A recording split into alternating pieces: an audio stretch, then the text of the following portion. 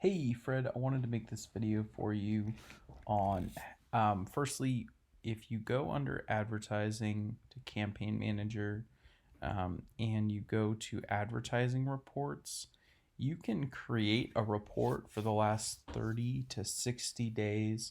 You can do a daily summary, or you can sort by search terms. So I sorted by search terms, and what I ended up getting was a couple of different files. So I have these couple of different files. One is for 30 days and one is for 60 days. The first thing that I went and did was go through the oldest report, right? And this shows me more or less what keywords have done over that longer period of time. So I see some of the keywords like weed puller, 71%. We'll round up a fraction of a percent. 71%, 31%. There's some keywords that had cost a lot of money in March and early March, late February, right? Because we're going back to February 8th right now. That you know, we could pause. I can pause them right now. But there's a ton of keywords that total up that scary number you're looking at that haven't converted yet. So we don't really know what their conversion ratio is. So I can pause these ones that didn't do well in February. I have to say, if we look at a more recent report, we're going to see that a lot of those keywords are doing well now, right? So none of those keywords are at that 70%. They've increased sales since then. There's a couple, garden tiller, 30% or thereabout. If these continue into spring with a decrease for another month, you won't see that problem.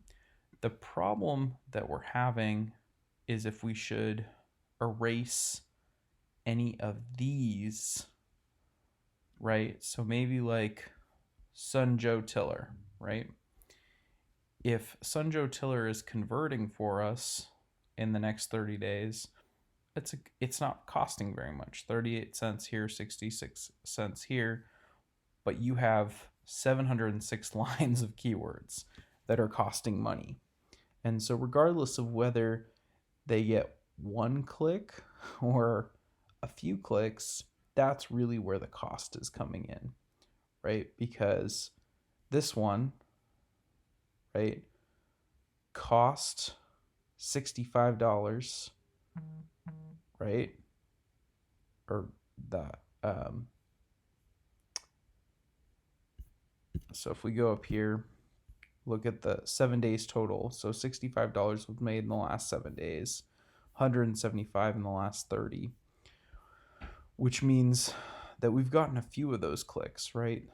6 have converted, or for this, it's 3 have converted out of the 6, which means that 50% converted. It's a pretty good conversion rate for a keyword. So if we look at that going back further, it has that same conversion rate. So it was doing about the same. Some of these keywords might get better in spring, right? They might be more relevant, like weed puller. And so that's also a factor of that we need to consider is if weed puller didn't convert in a more recent setting, and we can do a control find in this, and we can go weed puller, right?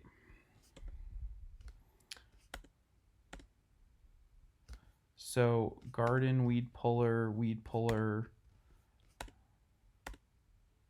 weed puller did not convert.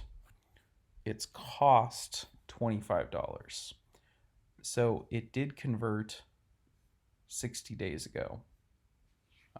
Looks like once, right? But it's not bringing in the value, that it's worth. So weed puller seems like a relevant one. It's a really high one.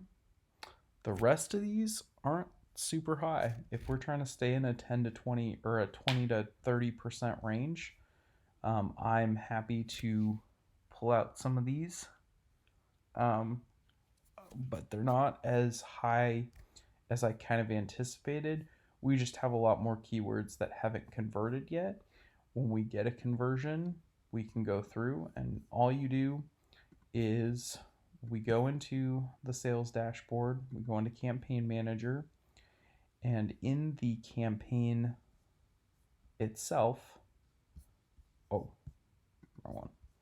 one. In the campaign itself, we're going to go into campaign manager. We're going to go into campaign that's out of budget. We're going to add negative keyword. And if we add it as exact, that means that we're there, any other variations of that will not be included. So if weed puller, lightweight lead puller comes up as a keyword and that starts converting, that won't be blocked.